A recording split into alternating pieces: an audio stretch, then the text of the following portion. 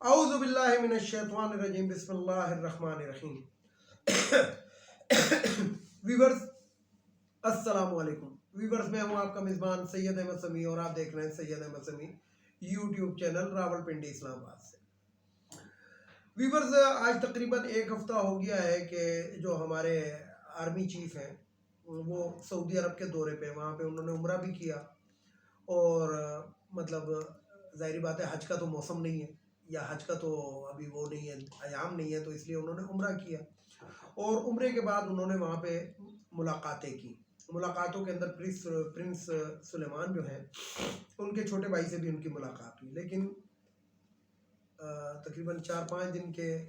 وہاں پہ اسٹے کے بعد اب پرنس سلیمان سے ان کی ملاقات ہوئی اور پرنس سلیمان سے ان کی ملاقات ہوئی ہے اور اس کے اندر سب سے پہلا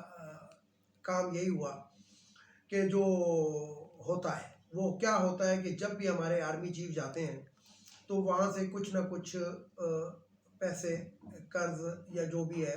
وہ لیا جاتا ہے. وہ کیوں لیا جاتا ہے؟ کیونکہ ہمیں سعودی عرب، you a E, Qatar, China یہ ایسے ممالک ہیں جو گائے بگائے آئی ایم ایف کے علاوہ ہمیں قرضے دیتے رہتے ہیں. حالانکہ ایک دور ایسا تھا کہ چائنا کو پاکستان نے قرضہ دیا تھا. بہرحال جب پرنس سلیمان سے ملاقات ہوئی تو میرے یہ ذرائع اور ہمارے ذرائع یہ بتا رہے ہیں کہ پرنس سلیمان جو ہے وہ بہت محتاط ہیں. سب سے پہلے تو انہوں نے بات کی کہ جناب آپ اپنے ملک کے اندر پولیٹیکل اسٹیبلٹی لے کر آئیں اور انتخابات کی طرف جائیں، اس لیے کہ یہ جو موجودہ حکومت ہے اس کو ہم لوگ اس نظر سے نہیں دیکھتے جس نظر سے ہم کسی الیکٹڈ حکومت کو دیکھتے ہیں. مثلا زرداری صاحب نے 5 سال گزارے تو جب وہ یوسف رضا گیلانی کو ہٹایا تو وہ پیپلز پارٹی کا ہی وزیر اعظم تھا. اسی طریقے سے جو نواز شریف کو مجھے کیوں نکالا والی گردان اور کرپشن کیس کے اندر اور ڈکیتی میں، چوری میں اور صادق اور امین کے اندر اپنے حلف کی خلاف ورزی کرنے کے اوپر جب سپریم کورٹ نے نکالا اقامے کے اوپر،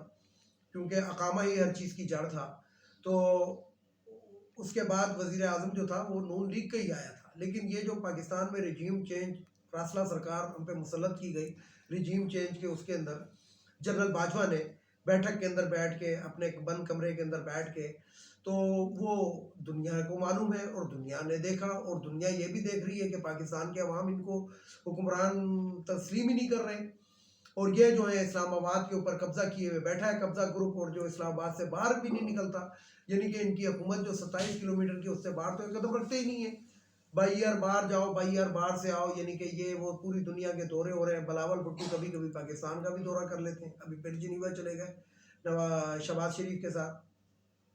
تو بات یہ ہے کہ انہوں نے کہا کہ سب سے پہلے تو آپ اپنے ملک پہ اسٹیبلٹی لے کر آئیں اور نئے انتخابات کرائیں. انتخابات کے اندر جو بھی حکومت آ گئی ہم اس کی مدد کریں گے، بالکل کریں گے، ہر حالت میں کریں گے، بلکہ 2 قدم آگے بڑھ کے کریں گے. لیکن انہوں نے ساتھ میں یہ بھی کہا کہ آپ پاکستان کو ہم کسی قسم کا قرضہ نہیں دیں گے،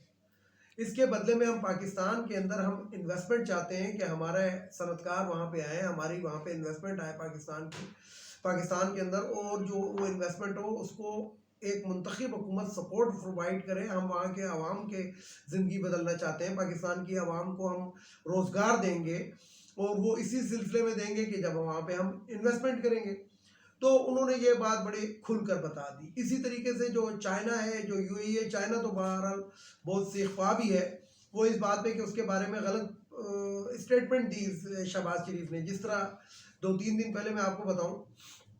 کہ شہباز شریف نے باقاعدہ ٹی وی پہ آ کے اور ہیڈ لائن لگائی گئی، ادھر پاکستان کے عوام کے پاس کھانے کے لیے آٹا نہیں ہے، لیکن ایک خبر جو ہے اشتہار لگائے جاتے ہیں کہ جناب ہم یہ کر رہے ہیں، ہم وہ کر رہے ہیں، حالانکہ کر کچھ بھی نہیں رہے. میڈیا کو دینے کے لیے کروڑوں روپے ہیں لیکن آٹے کے لیے ان کے پاس پیسے نہیں ہیں. شہباز شریف نے کہا تھا میں اپنے کپڑے بیچ کے آٹا سستا کروں گا، تو اس کے بدبودار کپڑے خیر کس نے خریدنے تھے. لیکن ابھی آٹے کا تھیلا اگر خرید کے لاؤ تو ڈر لگتا ہے کہ اس میں سے شہباز شریف کا کچھا نہ نکالا ہے. تو بات یہ ہے کہ میں آپ کو بتا رہا تھا کہ پاکستان کے اندر آٹے کا بحران ہے، لیکن 160 کے قریب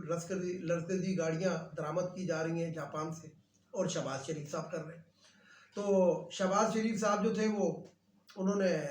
جھوٹ بولا کہ جناب آئی ایم ایف کی صدر نے مجھے فون کیا. یہ اتنا یار یہ تو بات سنتے ہوئے نا یعنی کہ شیخ چلی کے خواب میں چچڑے والی بات ہے، یا بلی کے خواب میں چچڑے، لیکن بلی کے خواب میں نہیں، یہ شیخ چلی ہے تو شیخ چلی کے خواب میں چچڑے والی بات۔ IMF کا صدر اس کو فون کرے گا، اس کو جس کو انگلش بھی پوری نہیں آتی۔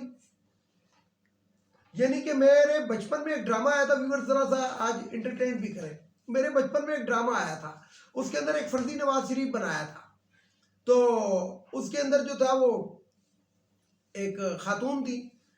میرے ذہن میں ان کا نام نہیں ہے، تو وہ ایک ایسی عورت کا کردار ادا کر رہی تھی جو نواز شریف کی زندگی کے اندر طاہرہ سید نے کیا تھا۔ تو وہ طاہرہ سید نے جو بنی ہوئی طاہرہ سید تھی، اس نے پوچھا نواز شریف صاحب کہ نواز شریف نے کہا گانا سنائے، تو انہوں نے کہا جی کون سا گانا سناؤں؟ میر تقی میر سنیں گے، غالب سنیں گے، آپ کیا سنیں گے؟ تو یہ گنجے نے سر کو جایا اور اس کے بعد کہا نہیں مینو نہر والے پل تے بلا کے وہ والا گانا سنا دے۔ مقصد اس کو یہ پتہ ہی نہیں ہے کہ میر تقی میر کی کیا شاعری ہے اور ان کی، تو اسی طریقے سے شہباز شریف کو جو جسے کہتے ہیں کہ پورے ملک کو تباہ کر دیا اس نے، خدا ایسے لوگوں سے پوچھے کہ جنہوں نے اس ہنستے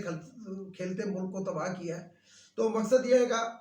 کہ شہباز شریف نے جھوٹ بولا ٹی وی پہ آ کر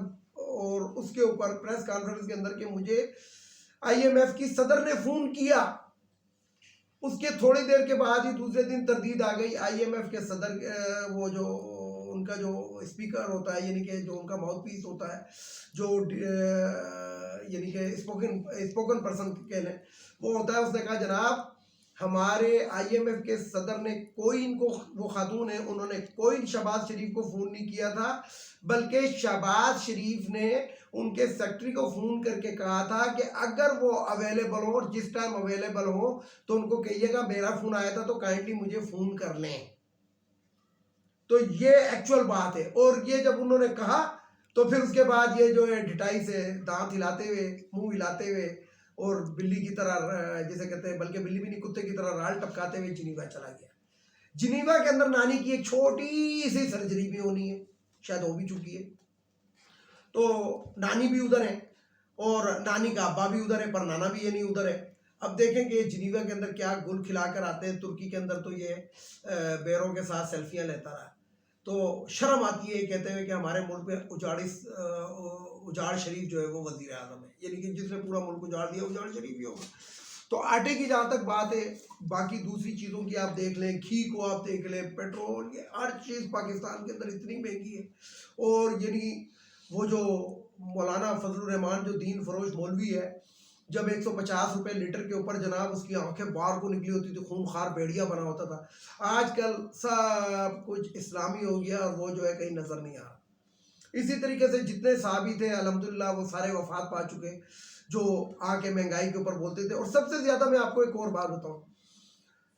عارف حمید بھٹی میرے بڑے اچھے دوست ہیں، مطلب جسے کہتے ہیں کہ میں ان کو بہت لائک بھی کرتا ہوں۔ عارف حمید بھٹی صاحب بھی مہنگائی پہ بولتے تھے، بہت بولتے تھے۔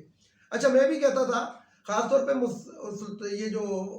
بزدار کی حکومت تھی، میں اس کے اوپر بہت بولتا تھا کہ بزدار کی حکومت کے اندر گورننس اچھی نہیں ہے، اور رمضان کے مہینے کے اندر اس نے لائنیں لگوا دی، یہ لگوا دیا، وہ لگوا دیا، رمضان کے مہینے میں مہنگائیاں ہو جاتی ہیں، کیونکہ پاکستان میں اس کو رمضان کا مہینہ نہیں سیزن کہا جاتا ہے، تاجروں کا سیزن۔ لیکن میں آپ کو ایک بات بتاؤں کہ وہ آسمہ شرازی جو دوپٹہ بھی سر پورا اوڑھتی ہے، بس سر ہی پھر ڈھکا ہوا ہوتا ہے، اور میں آپ کو کیا اس سے آگے کہوں، تو وہ بھی وفات پا گئی، سلیم صافی بھی مر گیا، حامد میر تو پتہ نہیں کب مر گیا، کب کا مر گیا، اور وہ جو گنجا ہے جو عمران خان کو کہتا تھا ہم آپ کا گریبان پکڑیں گے، وہ بھی آج کل ڈائیو کر گیا۔ تو مقصد یہ ہے گا کہ پاکستان کے اندر مہنگائی اپنے عروج پر ہے، نفسا نفسی کا عالم ہے۔ ایمانداری سے اگر آپ پوچھیں تو حکومتی ریٹ ہے ہی نہیں کسی چیز پہ، جس کی مرضی آئے، جو مرضی آئے، جس طرح مرضی آئے کر رہا ہے، بیچ رہا ہے، کھا رہا ہے، پی رہا ہے۔ تو بہرحال بات یہ ہے کہ آٹا تو وہ والا بھی دستیاب نہیں جس کے اندر اس کا کچھا نکلے۔ تو باقی جب پاکستان کے عوام کو صرف آٹا میسر نہ ہو تو آپ اس سے حساب لگا لیں، غریب آدمی، مجھے آج شوکت عزیز جو ایکس پرائم منسٹر ہیں، ان کے وہ الفاظ یاد آ رہے ہیں کہ غریب آدمی روٹی اور چنے کی دال کھاتا ہے تو کم از کم یہ تو ہم سستی کر دیں، اور انہوں نے سستی کی تھی۔ پرویز مشرف کے دور میں چنے کی دال جو تھی وہ دوسری دالوں کی نسبت آدھی قیمت کے اوپر ملتی تھی، اور انہوں نے سبسڈی دی تھی ہر دال کے اوپر 5 روپے یوٹیلٹی سٹور پہ. لیکن یوٹیلٹی سٹور والے آپ کو پتا ہے پاکستان میں سب سے بڑے جو چور ہیں وہ بھی ہیں. یعنی کہ یوٹیلٹی سٹور کا ایک جو نچلا طبقہ، انتہائی نچلا طبقہ جو بیچ کے چیز کو تولتا ہے اور تول کے پیکٹ میں بند کرتا ہے، وہ بھی لکھپتی ہے. ان کی بھی سزوکیاں ہیں، کیونکہ جب یوٹیلٹی سٹور کھلتا ہے تو ان کی سزوکی بھی کہیں کونے چھپڑ میں کھڑی ہوتی ہے، اور جب وہ آٹا شاٹا آتا ہے تو اس کے اندر وافر مقدار میں وہ ان کے نجی سٹوروں میں چلا جاتا ہے. میں کتنی دفعہ تصویریں شیئر کر چکا ہوں. تو مقصد یہ کہ شوکت عزیز کا میں یہ کہوں گا، پرویز مشرف کا، کہ انہوں نے عوام کو ریلیف دیا تھا، اور اب ہم اس بات کو سوچنے پہ مجبور ہیں، عوام اس بات کو سوچنے پہ مجبور ہیں کہ اگر مارشاء اللہ کے آنے سے اگر عوام کا معیار زندگی اچھا رہتا ہے تو پھر ہمیں تو کوئی تکلیف نہیں ہے. صرف تکلیف تو ان لوگوں کو جو جمہوریت کا راگ لاپتے. عمران خان ان سے برداشت نہ ہوا، اس لیے کہ وہ نچلے طبقے کی بات کرتا تھا. وہ لنگر خانے، کوئی بھوکا نہ سوئے، موبائل وینیں گھومتی تھی، کھانے لوگوں کو ملتا تھا، روٹی لوگوں کو ملتی تھی. وہ اسی لیے تو ان کو برا لگتا تھا، کیونکہ یہ ضیاء الحق کی پیداوار ہے. یہ جو گنجے ہیں یہ ضیاء الحق کی پیداوار ہے. اور ضیاء الحق کیا کہتا تھا کہ اگر غریب کو پیٹ بھر کر روٹی دے دی تو اس کا پیٹ سوج جائے گا. ویڈیو کو لائک کریں، شیئر کریں، سبسکرائب کریں، بیل آئیکن کے بٹن کو ضرور دبائیں تاکہ میری نیکسٹ ویڈیو آپ کو مل سکے. اس کے ساتھ ہی اجازت چاہتا ہوں تمام دیکھنے والے سننے والوں کو. اللہ حافظ. پاکستان زندہ باد.